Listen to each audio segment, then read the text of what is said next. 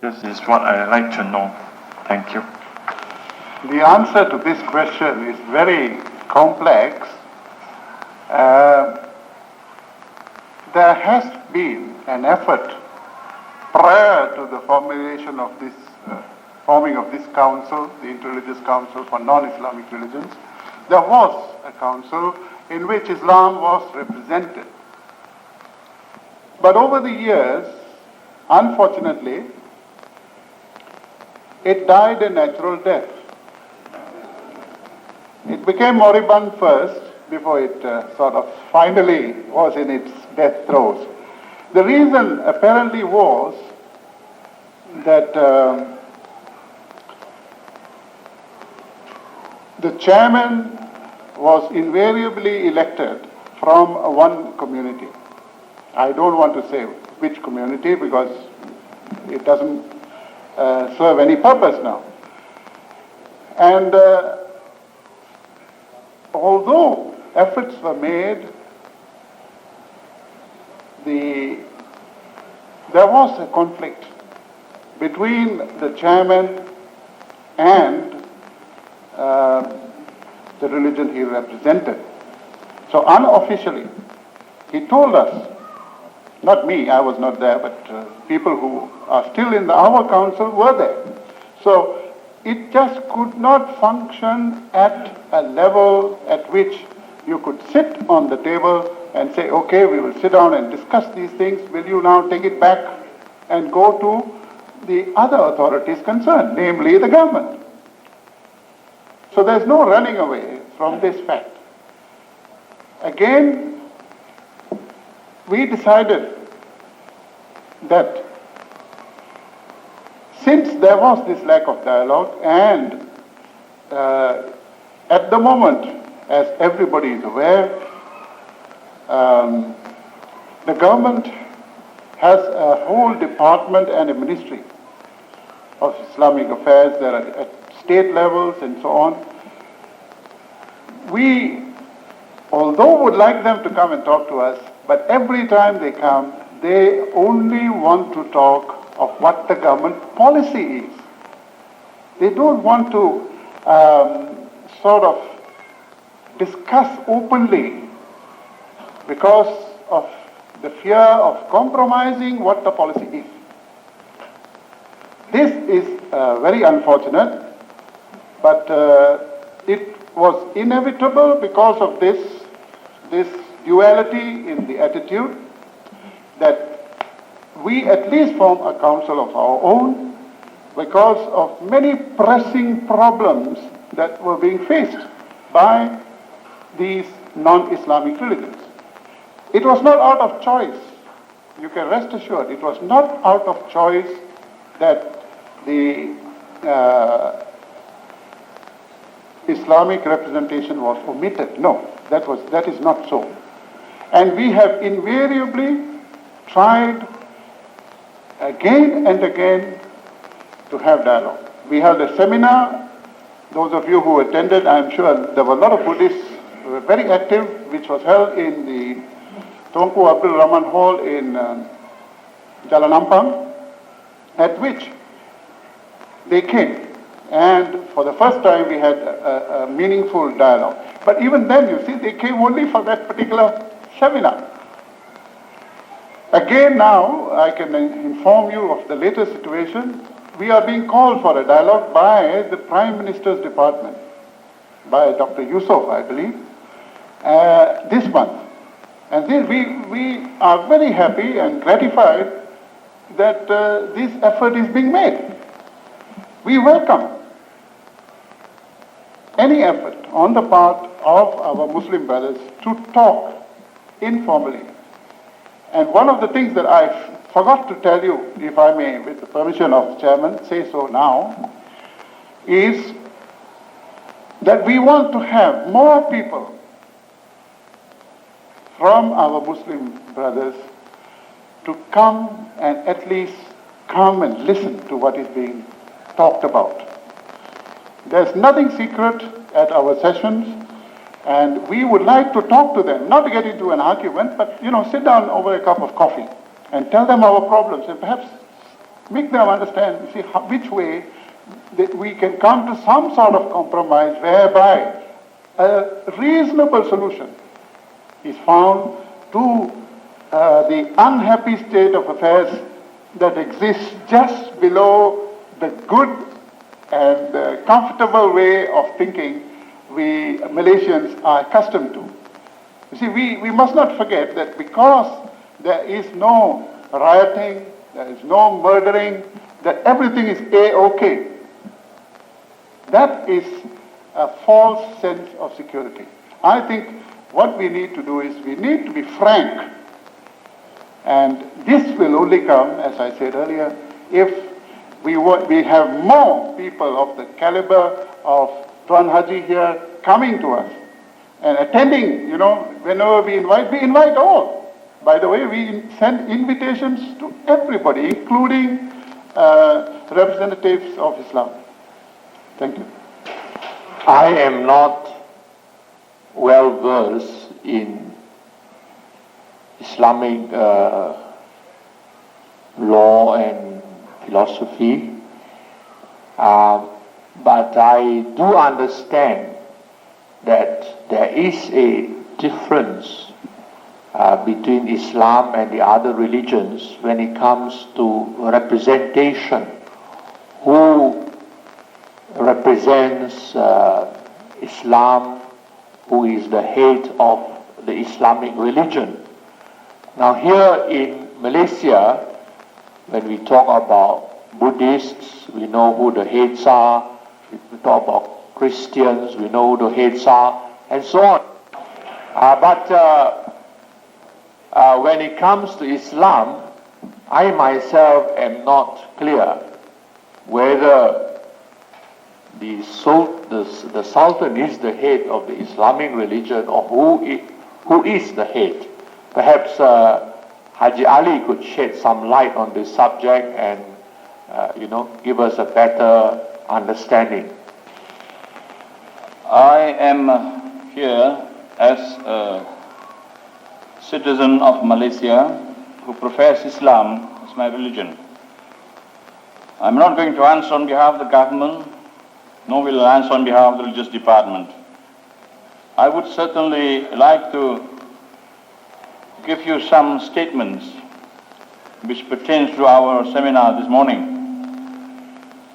Number one, I repeat the Constitution, that is, Islam is the religion of the Federation.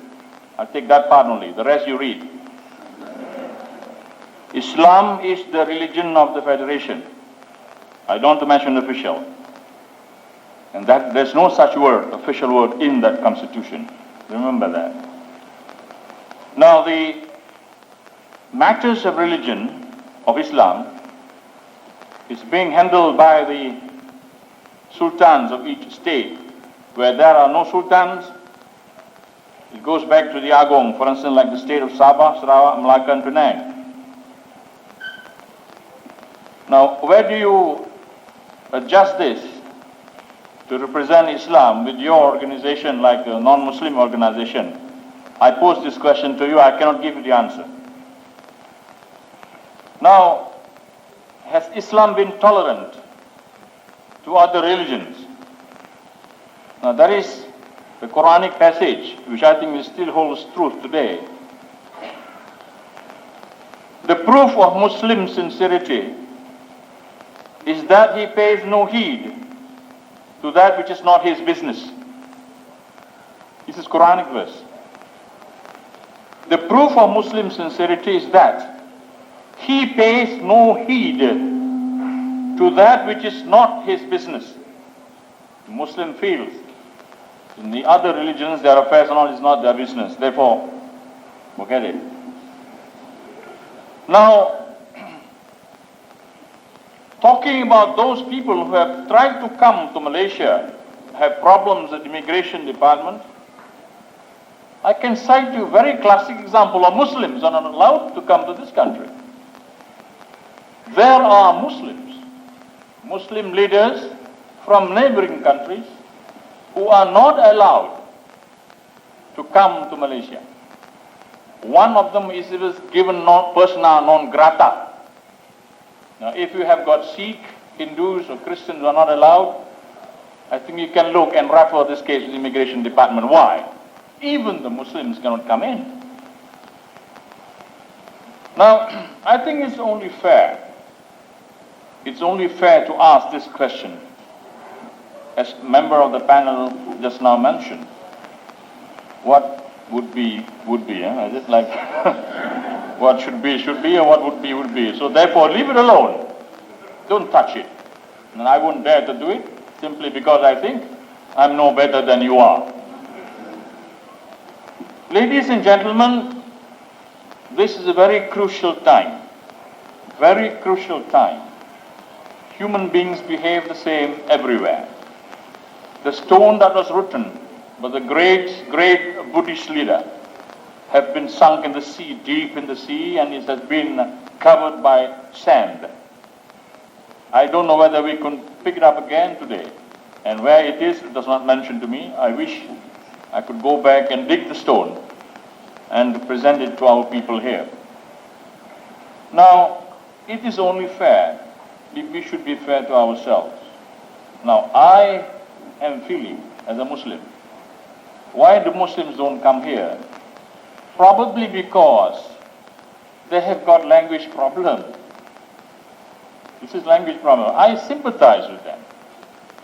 The religious department people mostly, I think they are not able to converse in English language, the language that you all can speak. Therefore, if they come also, it will be a problem for them to understand what you are telling them. It will be different. People of an older generation like me who are going to be in the grave, for instance, in another 10 years. So I still have, even that I was not educated properly in English, then I somehow or other can converse. I think this is the basic problem with Islam. In other religions, they send their students to universities where they have one common language, English. Now, how would you be able to know each other if they don't speak the lingo commonly used at this particular seminar? I think that is also another problem, and another one I think we have to solve. Inviting them is very easy. They will come. Please don't feel that they don't want to come. They have nothing to hide as much as you don't have anything to hide. You see, let us be fair, as I said. Do justice to all of us first here.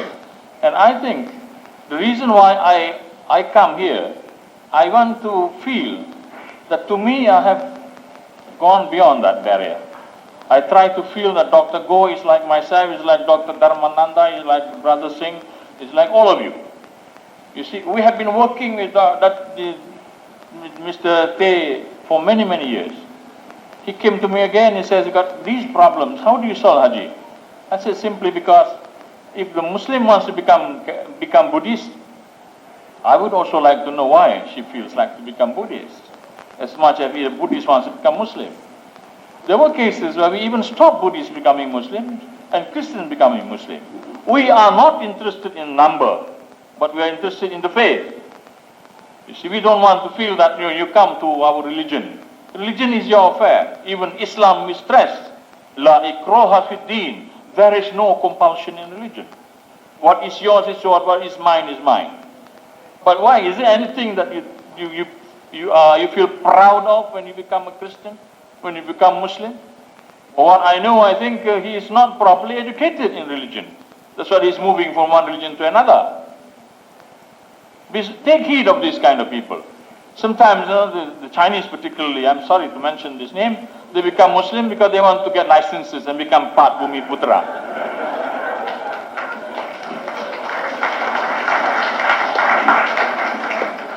And of course, I feel we are cheating ourselves. Please, we are cheating ourselves. If you want to become Muslim, become good Muslim, as much as become good Christians or become good Hindus, Dr. Go. Our experience in this country, I think we are still the best. We have gone through many cultures, have gone travel, and everywhere in this world. Do you know that our enemy today is godless people? That is our enemy, and a common enemy that is. They are converting people every day. And they are the one responsible to kill 150 million people. for a period of 70 years after the Great Revolution in Russia. They have killed, assassinated, and terminated the lives of 150 million people on earth. Only last week we were celebrating that our population is 5,000 million. The world population is. But how many people today, how many people, Buddhists, Hindus and all, converting themselves to become godless people? Now this is our basic enemy, and we hope together, the Christians and Buddhists and all the other religions can solve this problem. That is, by making more efforts, hold seminars, interreligious seminars, and let us invite the younger ones, younger kids, to come and attend religious classes. I sympathize with all of you who think that you have got no chances. You can even speak your mother tongue. And to make you feel good, my mother tongue was not Malay, but I compromise. I can speak simply because my language is something else. It is so alien to all of you. Why I can become and talk Malay like the rest of them. Now this is again, we compromise. Now if you still want to talk English, we go back to Europe, to London perhaps. We go to the Philippines to talk English. You see, and why the Malays don't want to become Buddhists? Simply because the language is not Malay.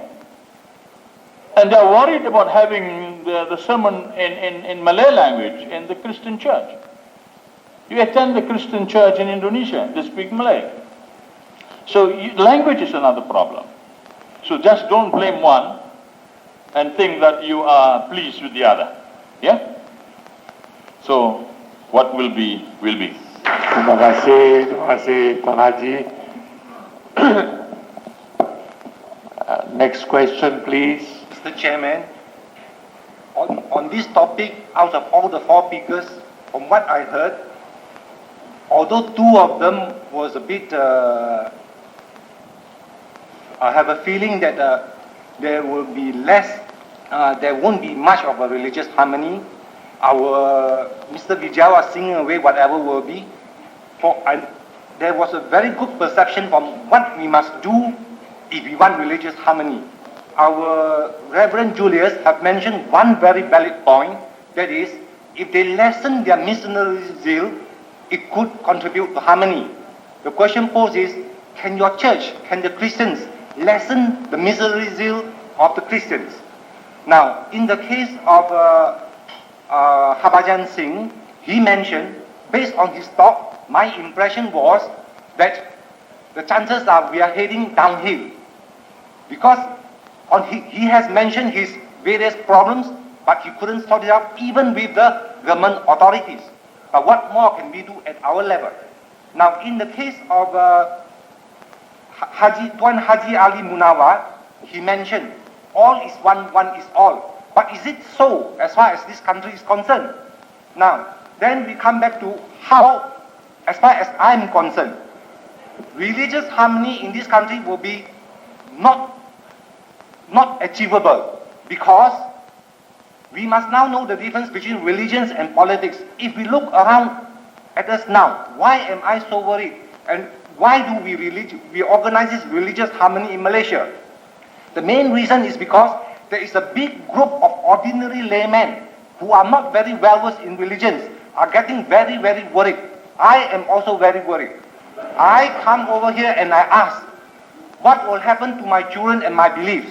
Because from what I perceive, there is a government interruption. Of course, the reason given is that it is because of the federation. Islam is the constitution, is the official religion in Malaysia. Now, if we agree to that, which we have to, because it is already stated in the constitution. But what we are now asking, the non-Muslims are asking is only to the government, please, take care that whatever action you do, relieve us of our suspicion that you are drumming your Islamization down our throat. That is what we ask. That is the reason why we organize this religious harmony in Malaysia. And I would like to ask we have now, from here I learned there are two organizations. One, it is the Inter-Religious Council of Faith, which has a separate one. I believe just now Normajan Singh spoke on it. And then I was a bit confused when Haji Ali Munawa says he belongs to the Interfaith Fellowship. So I'm not sure whether they are the two same body or one. If they are two different bodies, then instead of going uphill, we are going further downhill. Because what we require now is unity, be it Muslim or what. I would appeal to all those panel members sitting down here, please, if you have failed in your duties to present your views towards the government, to have come to us, the ordinary layman, I will follow you if you want to go and see anybody. And I will gather my whole family, everybody to follow you. Because now what I feel now is, we are now talking about religions and politics, but we cannot run away from the fact politics also involves religion. So, I will not agree to whatever will be, but if you will ask me what will be, I will know what is going to be. We are heading towards bloodshed. Firstly, the question of what is truth, and the intention that every religion talks about truth, and yet there's only one truth mathematically. Here we're not talking about mathematics, we're not talking about logic, we're talking about emotions, we're talking about the heart, we're talking about faith, about things which we have not seen, and therefore we move from the sciences to the arts. When we talk about truth, we're talking about perspectives, we're talking about an experience. This is what I have experienced, and this experience I want to share. This is a Christian perspective. See, when you talk about missionary zeal, I must confess that Christians are guilty or see this as their duty, depending on from which perspective, from where you stand from. To give you an example, there is an Indian family who are Hindus staying in the flats near my place. The man has cancer, is about to die, and my wife, who happens to be a staff nurse, constantly goes there to change the Royal's tube because she's able to, they are friends, and we are constantly visiting, being of comfort, being of support to this particular family. It is for us as Christians, we see this as a ministry, as a task. This I must do to share God's love, so to speak. If one day this family says, I want to be Christian, I begin to see a light in what you have done for me. What do we do? What do we do? Because as Christians, we are in one sense a very organized religion. To be, like as a priest, as a pastor, I have to visit my members once a month at least, or once in 2 months, recognize their problems, pray for them, support them in a very personal way. Our touch is very personal. If they do not come to church, we go and find out and ask them, how are you getting on? What are your problems? If a person doesn't have a job, we try and look for a job for him, speak to 10 other people. If that person doesn't have food, we go to this family and say, so-and-so doesn't have food, would you help? So in a sense, we organize our life in a different way because we are committed to a commission to become a servant. So in a sense, when you say lessen missionary zeal, I agree with you to the extent that we should not become aggressive. We should not, so to speak, push our faith down one person's throat. No. But I think we should also give the person a freedom to respond to his or her experiences emotionally, through the heart, by faith, that there is some good in a particular faith. This is how I would like to respond to your question. Thank you. I would like to respond to the last speaker, first of all, by commenting on the question of politics and religion. I would like to be frank here and say that, as I said in my talk earlier, and the quotation given from the 10th group, those who wield power are in a position to regulate the religion of the country.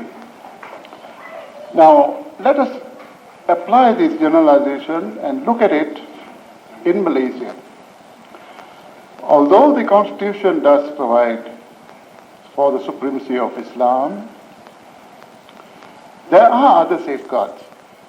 The impression that we get is this unfortunate impression that even when we are at the table discussing something, we are constantly, before even we open our mouth to sometimes, we are constantly reminded of the fact that Islam is the religion. We would be everything, in other words, could be subsumed as against the religion of Islam. I know I don't want to mention this openly because that would be betraying a confidence, because these are things, discussions held in confidence. But this is a fact. And as a member of the council, we've had this problem. On the other hand, we must admit the fact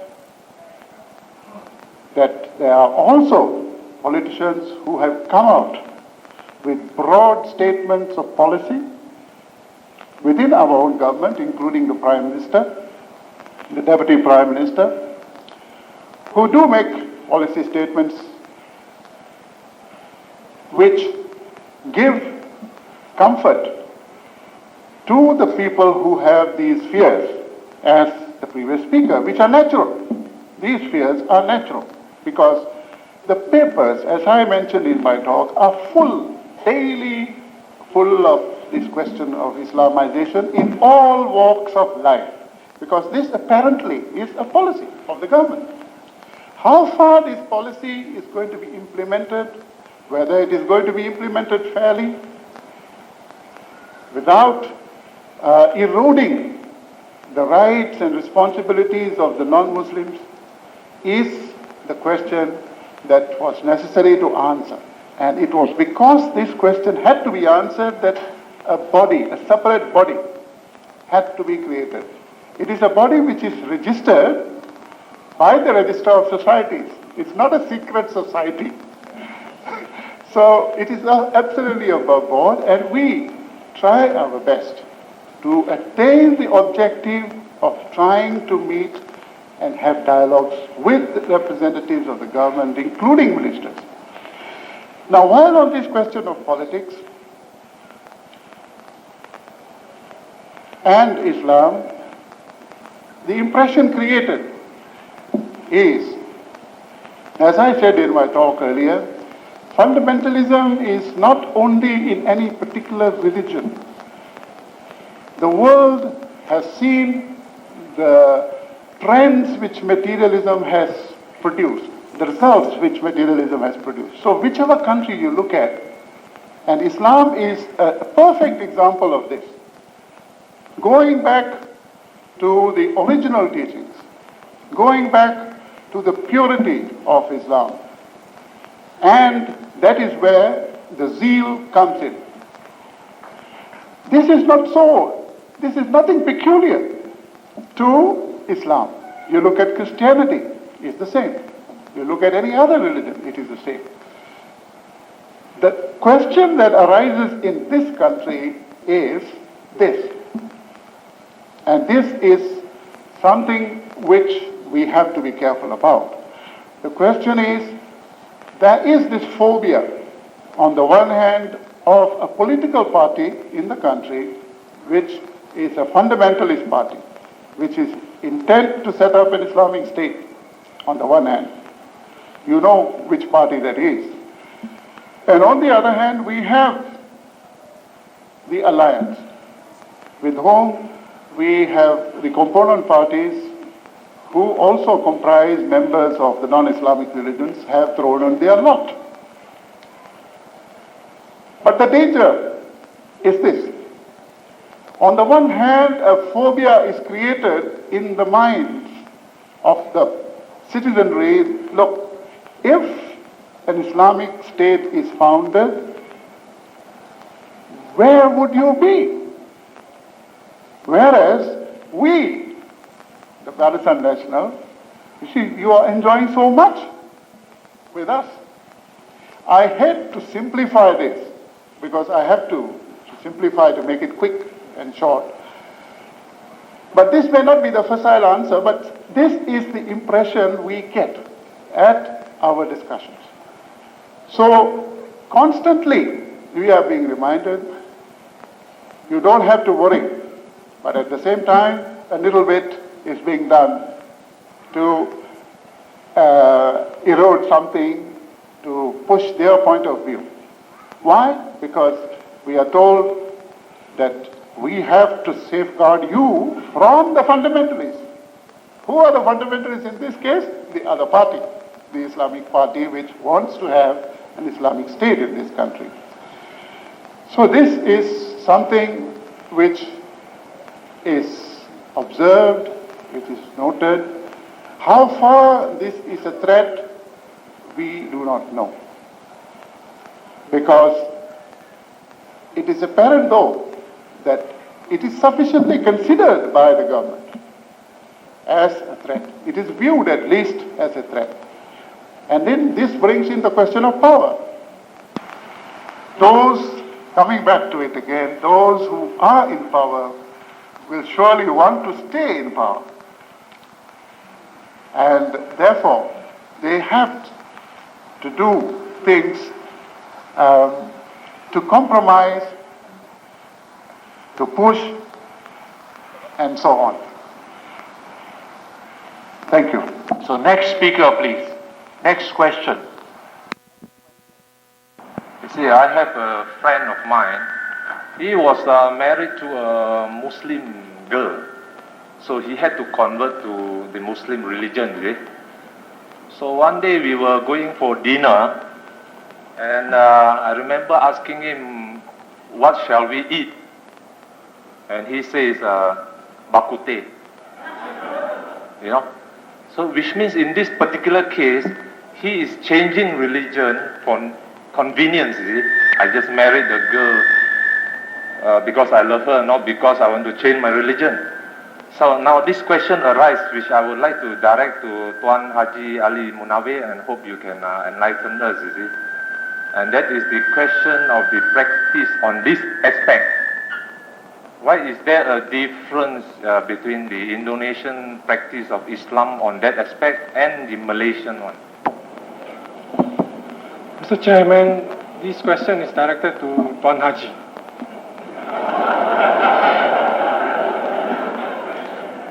Now, we have heard and read in the press and other media of very disturbing comments made by the politicians.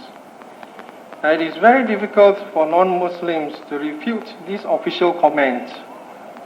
If these comments are not fair, then if our good Muslim brothers could speak up, then I think their comments would be much heeded by the government. Now, why not, Tuan Haji, if you would be able to start the ball rolling, to speak up for all of us through the mass media, and let the government and the public know that there are Muslims who do not share the views of the Malay politicians on various aspects. Thanks. Chairman, ladies and gentlemen, if all of us were to practice in our own individual religion, as most of what the speakers this morning say, I think there's no problem as far as Malaysia is concerned.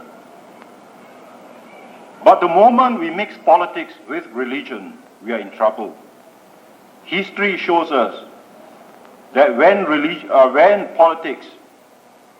people are confused between politics and religion, there is trouble. I think there was mentioning about the Crusades and all that. But I think if you really analyze it very carefully in some of these historical events, perhaps people in the past also make use of religion, They are actually making use of religion for a political purpose. That is to extend their power, extend their territorial control, and control over people. So in our situation here in Malaysia is that if we feel that people are making use of politics, are making use of religion to attain their political objectives, and we very well know in attaining their political objective, making use of religion, that power comes from the grassroots level. That grassroots level is you and me. Now, if we can convince all of us in every religion, there is a difference between showing the way of that religion and forcing the way. That forcing the way to another guy, to your religion, is a sin. And if that is the belief of most of us, then you can say, whoever is a politician making use of all of us will completely collapse.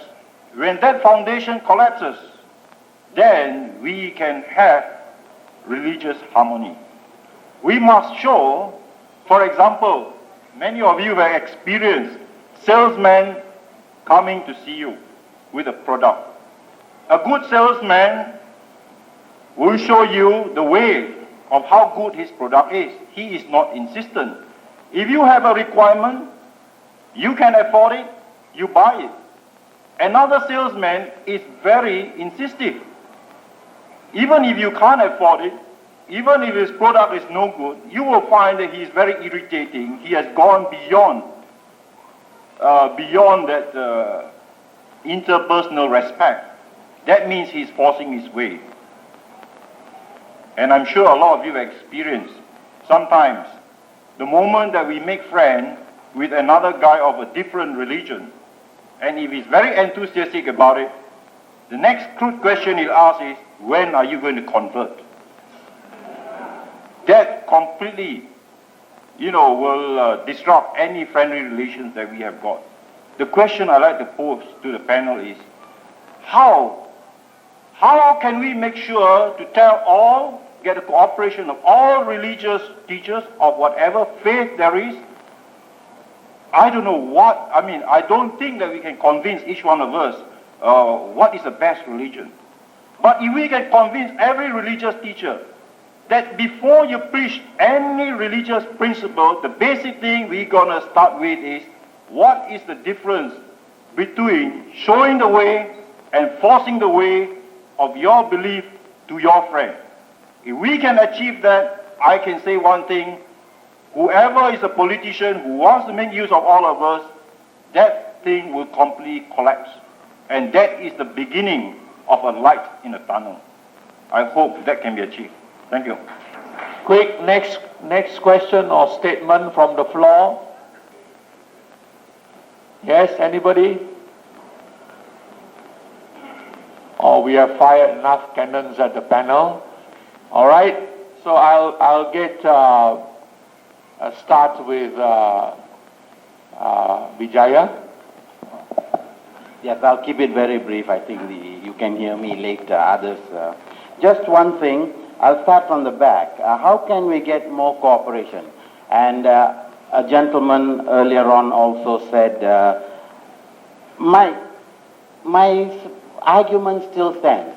We are 20% of this population is Buddhist, but we are so disorganized. Yeah, we are worrying about the strengths of others. I can safely say that 30,000 Sikhs are better organized than 20% of this country's population of Buddhists. The moment we have something, there's always the opposite view. Yeah? We are so disorganized. We are far more busy building temples and putting up the largest Buddha, sleeping Buddha in the world, statue, than really spreading the Dhamma. Why are we weak? Because we don't bother to teach our children the Dhamma. Why do people convert us? Because we don't know. Anybody ask the two friends who meet? If you can say, will you convert to my religion? No, because my religion says this, this and this. I prefer to stay like this. But we don't know. Do we take the trouble? Yeah, our Sunday schools are empty. Yeah, that's question number one. The Ministry of Unity, we leave it to the politician to answer that. Do non-Muslims, can Muslims speak up for non-Muslims? Yes, Dato' Sophie has done so, Tan Sri Hir Johari has done so, Chandra Muzaffar has done so, and Tuan Haji Munawar has done so. And there's lots of Muslims do speak up. Yeah? But sometimes what they say does not get reported because the newspapers are owned by the wrong people. So, we must start a newspaper. They call it the Moon. And mixing, Star already MCA taken. I think, I don't know, sorry. Mixed politics with religion. Politics is a very badly misinterpreted word. Politics is merely how to organize people. That's what politics is about. And if you want to split politics and religion, you're being very unrealistic. Although I do understand what you mean, that don't quote the religion in order to force the people. But to say that religion must be divorced from thing is to say that people must be divorced from food. It cannot be. Okay? Sorry, thank you. I would like to respond to our Muslim friend over there. If, first of all, before I answer the question, I would like to confirm whether I have understood the question correctly. I believe that he asked that there are three religions mentioned in the Holy Quran. That is the Jews, Christianity, and Judaism, Christianity, and Islam. And why are there other religions which are not mentioned? Is that the correct question you asked? Now, the answer to that is purely historical. There have been other religions. I can speak with confidence about my own religion. The founding father of this religion was born in 1469, in the 15th century. At that point in time, there was, the Muslims, by the way, were ruling the country. There were Hindus already in the subcontinent, and very significant, there were also Buddhists already there. Right? So, these are developments which took place in, with pride we say, in the continent of Asia. And these were prophets, if you like to call them, or holy men who had a following. So although Islam, as our Muslim brethren would tell you, is one of the latest religions after Judaism, Christianity, and it harks back on, does mention the books of the other religions, makes reference at least, as far as I am aware. There is no denying the fact that in other parts of the world, other religions had taken root. So it's a historical fact.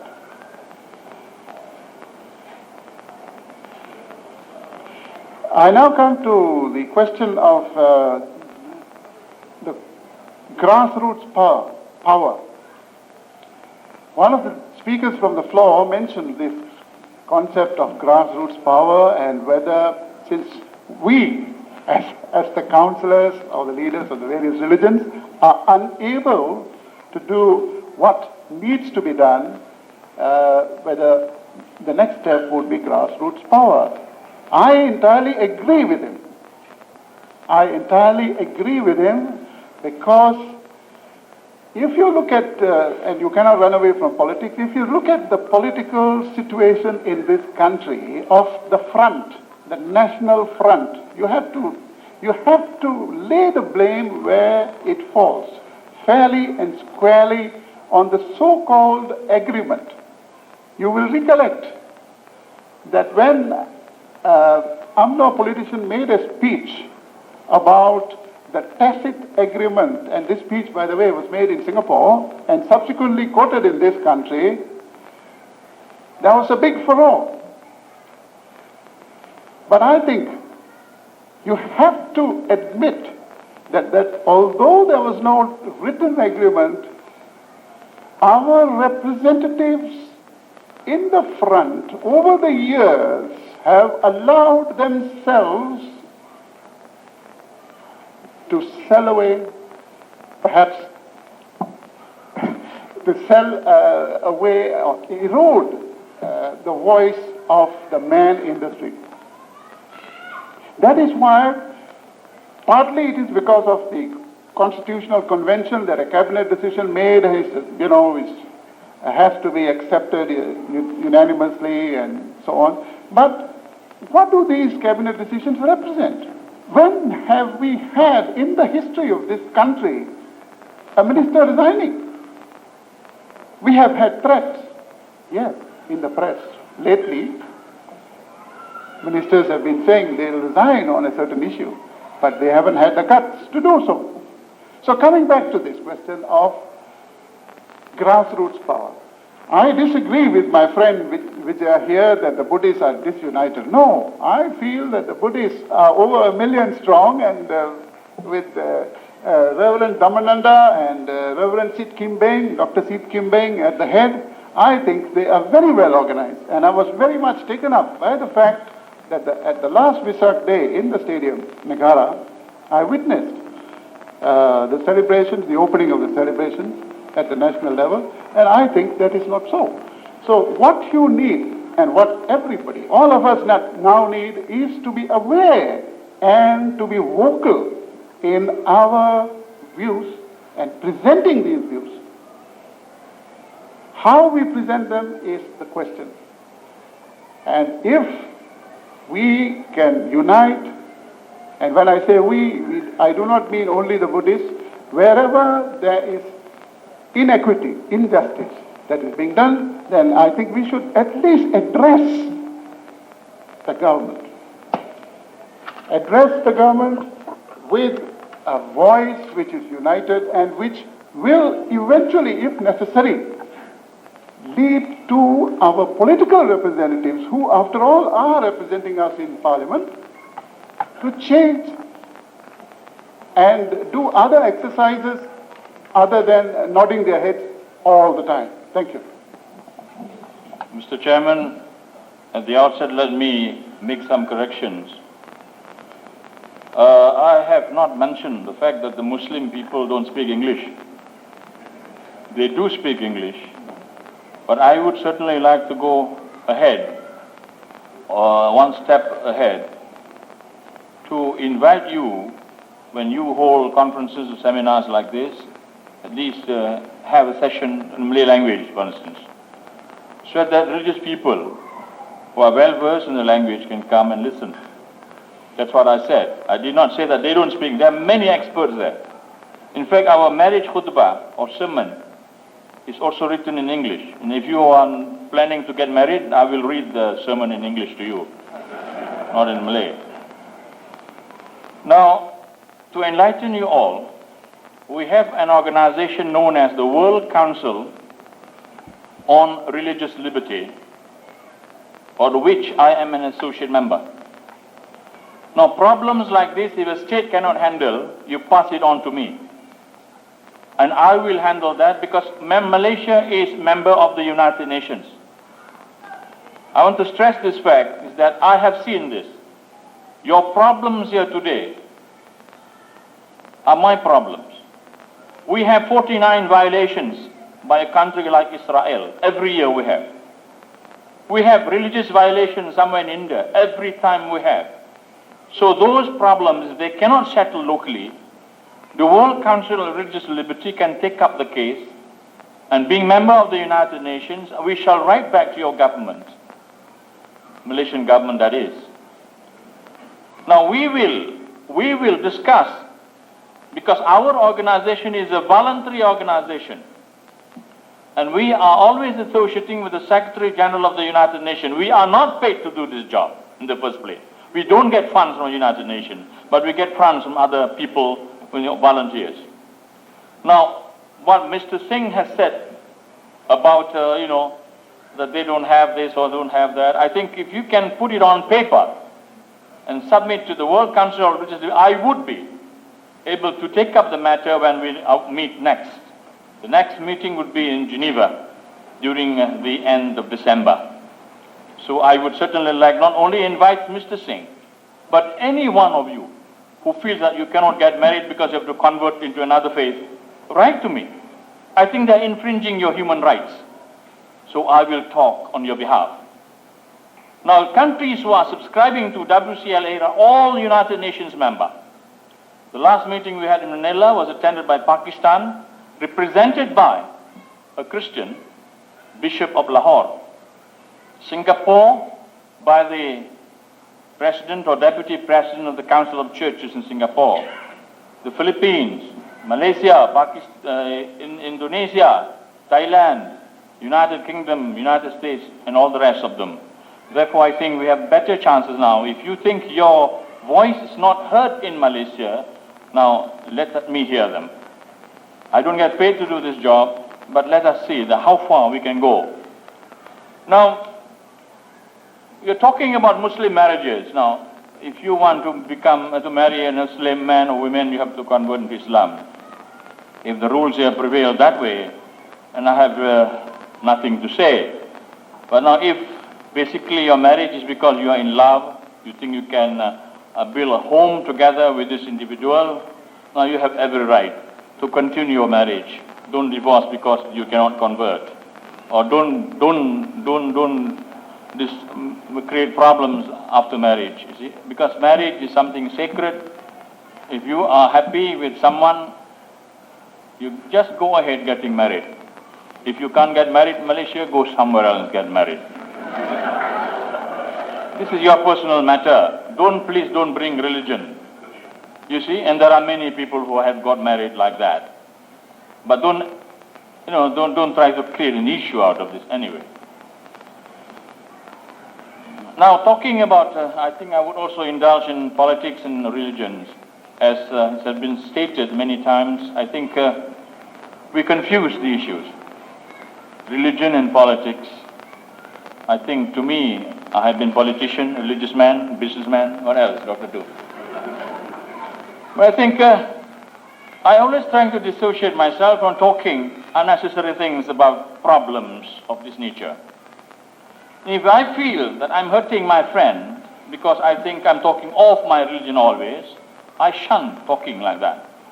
That's what I can get along with anyone.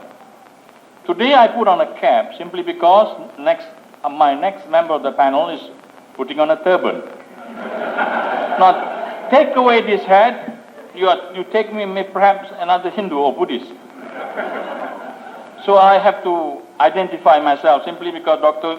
Jo Chen Tek has not met me for 10 years, and then he might have forgotten me. With the cap, I think he remembers that I think I have met you somewhere, Haji. That was the first remark he made when I met in front just now. Now, gentlemen and ladies, I think give and take is what I like to tell you.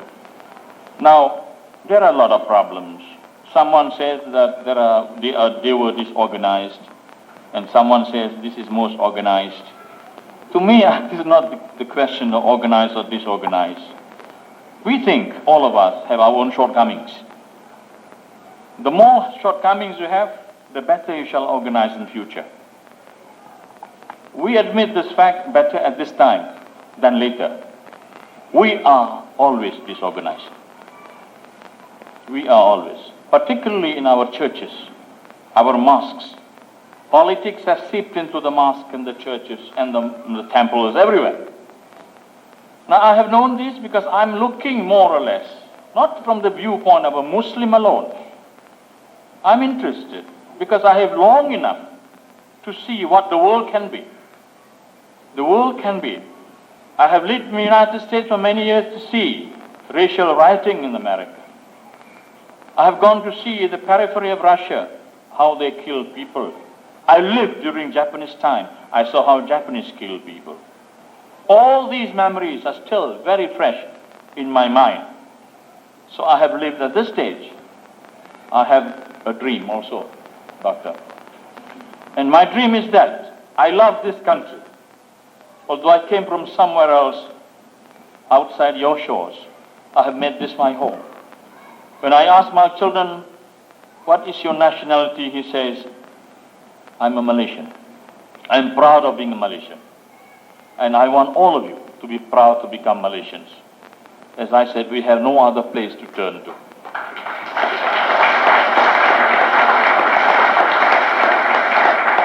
With that closing statement, ladies and gentlemen, I feel I bring love from Muslim people to all of you.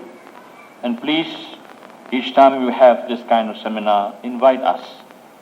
Invite us, and please extend also invitation to Jabatan Perdana Menteri or Jabatan Racial Unity just now, so that they can come and participate. Together, I think we shall build this land. With law and order shall create this land, not with lawlessness lay it waste. Thank you, Mr. President.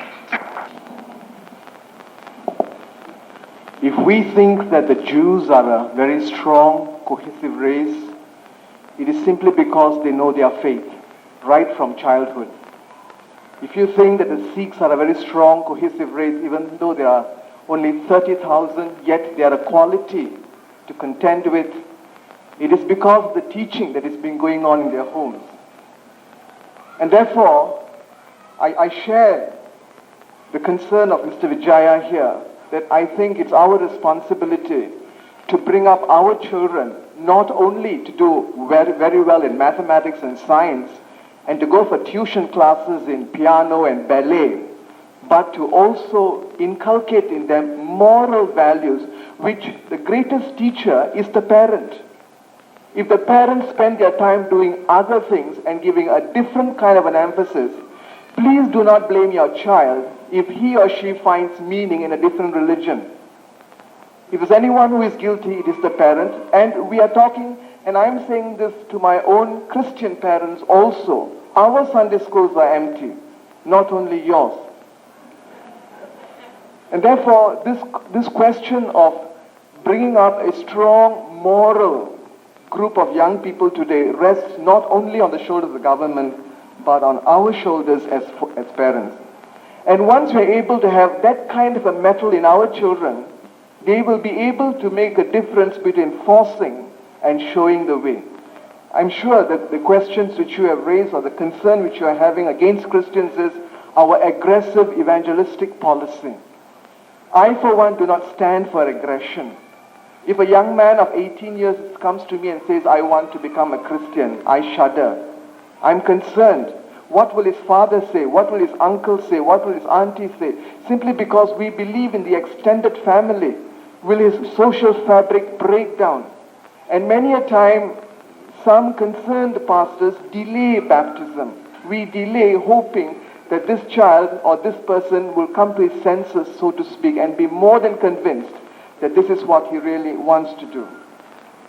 And therefore, I think I would like to finally conclude that as a Christian, as I represent the church, we are concerned about these issues as well as you are concerned. And therefore, it is our responsibility as parents to bring up our children right from the day they are born, to give them that kind of a training that they will begin to truly understand their Dhamma, as you have put it, or as our faith, so that when they come of age, they will be able to discern, is this what I really want to do? Thank you. Ladies and gentlemen, we have come to the end of our panel discussion. I do not propose to summarize what has been discussed, but if I may be permitted the liberty of being the chairman of the meeting to make some concluding remarks. It is obvious from what has been said, both by speakers from the floor and the panelists, that although there are many culprits, the real culprits are the politicians. And I, as a politician, myself, also create problems for others, especially when election time is around the corner. And, we have to perform and outdo each other, you see. But common people, I think there's a large reservoir of goodwill and understanding, and it's important that we tap it. And I'm not sure that you have a Ministry of National Unity, you will solve that problem. I feel that the task of national unity should involve everybody, every ministry, every department. Don't shelve it, don't compartmentalize it.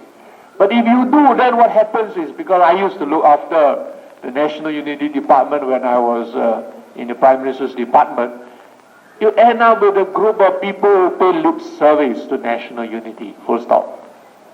And the ideas really don't percolate downwards. So I feel that voices like you heard from Haji Ali, I think are voices we should hear more.